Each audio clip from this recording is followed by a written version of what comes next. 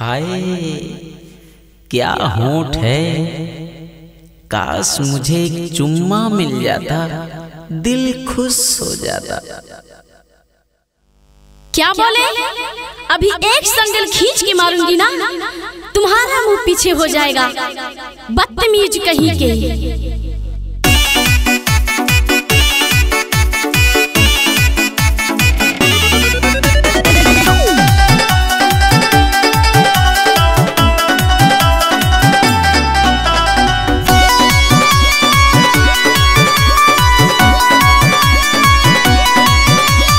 जूता से मार चाहे संडिल से मार, हाथों से मार चाहे आंखों से मार।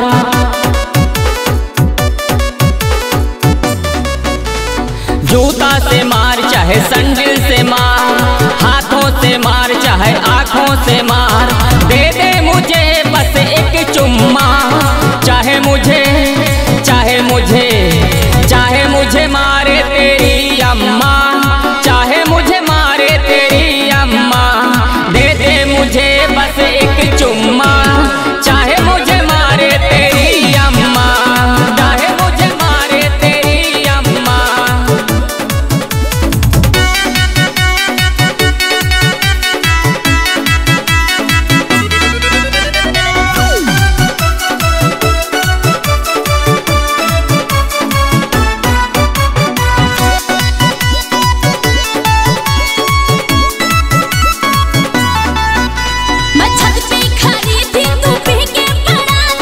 तेरे आगे मेरा सिस्टम खड़ा था। सुधर जाओ बाबू। मैं छत पे खड़ी थी, तू पी के पड़ा था। तेरे आगे मेरा सिस्टम खड़ा था। तू है बड़ा निकम्मा। चाहे मुझे चाहे मुझे मारे तेरी अम्मा, चाहे मुझे मारे तेरी अम्मा।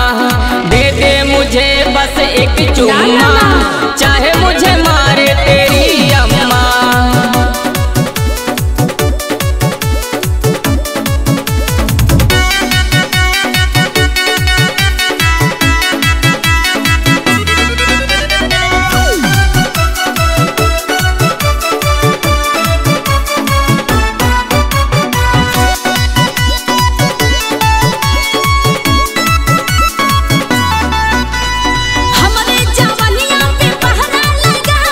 तोहरे ऊपर हल्ला वंडा फिदा बा। बड़ी मार खाओगे।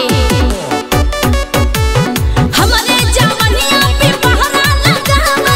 तोहरे ऊपर हल्ला वंडा फिदा बा। हम ना करब चुम्मी चुम्मा। चाहे मुझे चाहे मुझे मारे तेरी अम्मा, चाहे मुझे मारे तेरी अम्मा। दे दे मुझे बस एक चुम्मा, चाहे मुझे मारे तेरी अम्मा। नहीं मानेंगे जी।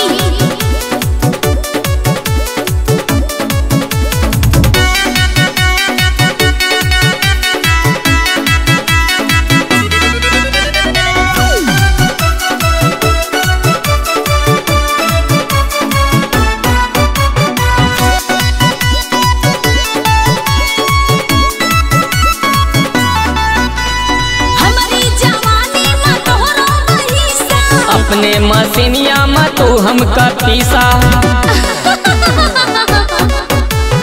हमारी जवानी में तोहरो बहिसा। अपने मसीनिया में तू हमका पीसा। ले ला बलम एक चुम्मा। चाहे मुझे मारे तेरी अम्मा,